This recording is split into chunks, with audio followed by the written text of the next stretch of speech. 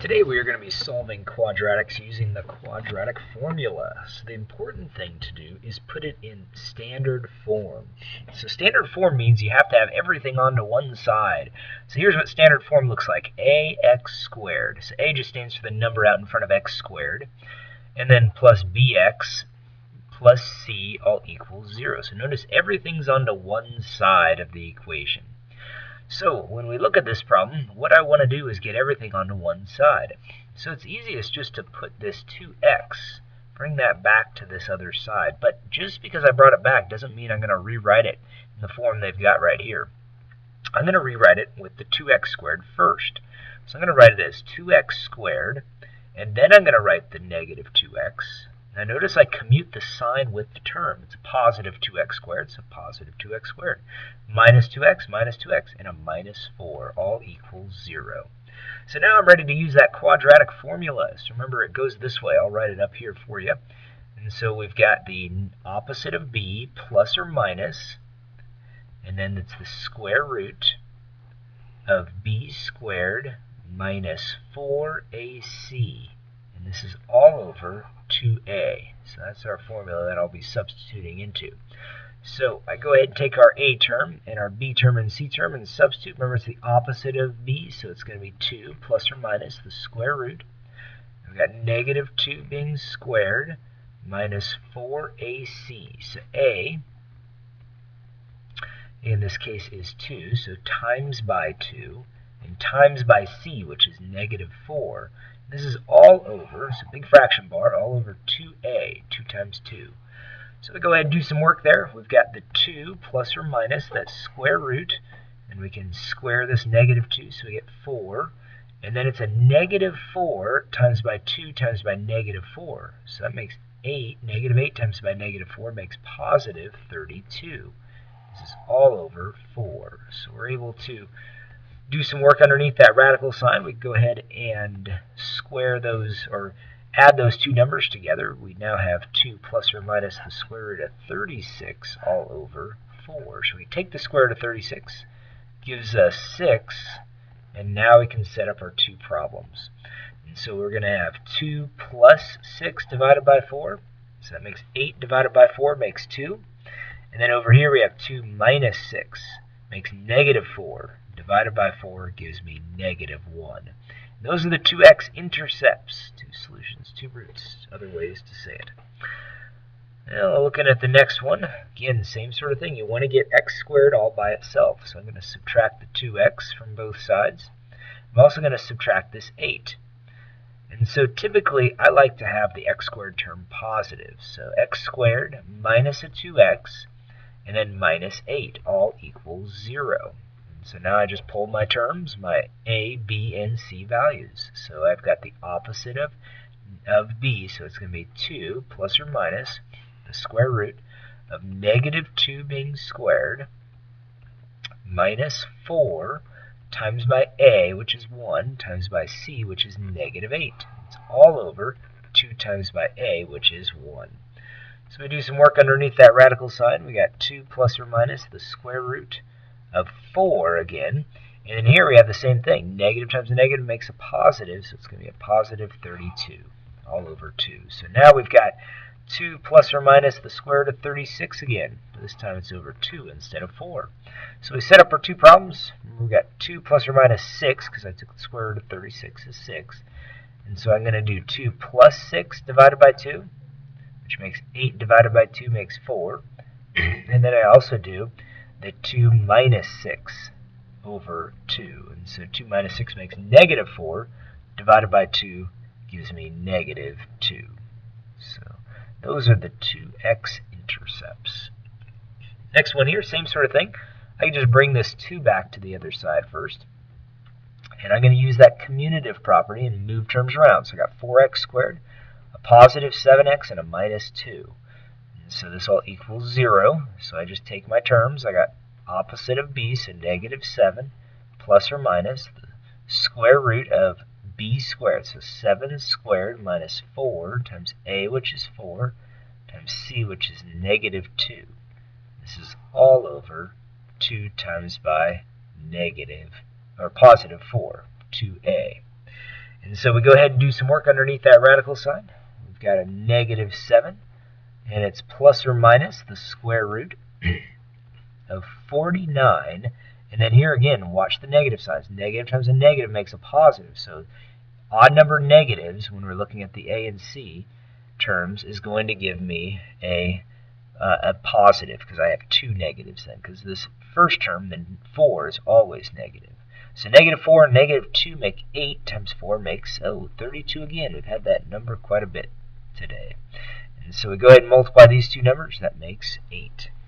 So let's take a look at that radical sign. What does that add to make? Let's check that out here. So we go ahead and add those numbers. That makes a 7, but we got to carry a 1, so 81. So another perfect square. So we're left with negative 7 plus or minus 9 all over 8. So when we do the work, you got two problems to set up. Negative 7 plus 9, which makes 2 all over 8. And that would give me 1/4 if I reduce that fraction. Next one's going to be negative 7 minus 9. That gives me negative 16 divided by 8 makes negative 2. So those are the two x-intercepts. Taking a look at the next one here, we've got to move this 4x squared back to the other side. So I'm going to end up adding it to both sides. Do the same thing over here, add 4x squared to the other side. So now I've got this 4x squared plus a 6x plus 12, and this all equals 0.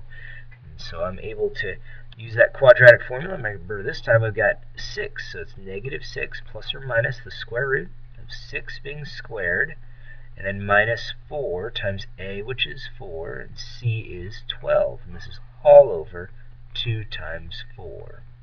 So we go ahead and do some more work underneath that radical sign. I got negative 6 plus or minus the square root. We got 36. And then here we have just one negative, so it makes a negative. And then we do 16 times by 12. So let's check out what that is. So this is where the quadratic formula is somewhat difficult when they're big numbers that you end up having to multiply. So we end up with a negative 192. And so we go ahead and draw that fraction bar. And we've got 8. Now we end up with a problem here, because when we go ahead and do the next step, we've got to do a little bit of subtraction. So we're going to subtract that 36 from 192. It gives us negative 156. Now there's a problem. Can you find the problem here? Well, the problem is with this term right here. Let me go ahead and highlight it in green. And so right here, you see this negative sign underneath the radical? We can't have that. So what we have is no solution. What that means is the graph just does not cross the x-axis. That's all that means. But this is what our answer is. No solution, no roots, no x-intercepts. So again, if I was to graph this in this form right here, it would look like this. It would be crossing the y-axis at positive 12, but it just never touched the x-axis. Let's take a look at this next one. I'll move these terms over to the other side. So I'm going to end up adding this 9x squared. And I'll end up adding this 4x to both sides. And I end up with now this, a 9x squared. Now, this is curious because we have two terms that we can collect. Notice that these have the same variable raised to the same power. So that ends up giving me a negative 8x. And this all equals 0.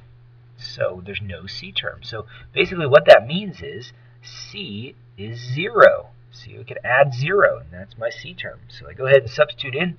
I've got 8 plus or minus the square root of negative 8 being squared minus 4 times 9 times 0. So whenever a or c are 0, and if a was 0, then it wouldn't be a quadratic. But if c is 0, you're going to end up canceling out that 4ac. And you're just left with the square root of the b squared term. And this is all over 2 times a, so 2 times 9. So 8 plus or minus the square root of 64. And it's all over 18. So we do some more work there. We got 8 plus or minus 8 over 18. So one of those answers is going to be 0. See? And eventually we'll get to the other one too. So 8 plus 8 over 18, and we have 8 minus 8 over 18. This is the one that will make 0. 0 over 18 makes 0. Over here we get 16/18, and that just reduces down. Take out the common factor 2. You get 8/9 as your answer. So those are the two x-intercepts, two roots. We're going to have the next one here. This one's a little bit different than the last one, but similar in a way. Well, you see, we'll leave it in this form here. A is -1. B is 0. See, I could add on a 0x. So there's your B term at 0, and C is 81. So we go ahead and substitute in. We have nothing. 0 plus or minus the square root of 0 squared minus 4 times A, which is -1. C is 81. And this is all over 2 times A, which is -1. So you see how the 0 cancels out. So we're just left with plus or minus the square root of -4 times -1 times 81. So let's see what that is. 4 times 81 gives me 324. And notice that there's two negatives here, which make a positive. So we're okay with answer-wise.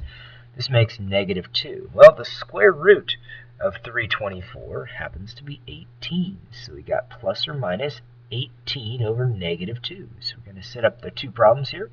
We've got the positive 18 over -2, which gives me -9. And then I also have the -18 over -2, which gives me the positive 9. So plus or minus 9 is my answer. Remember, those are x-intercepts, roots, where the parabola crosses that x-axis. Values of x when y equals 0 is another way to say that. Good luck on tonight's homework.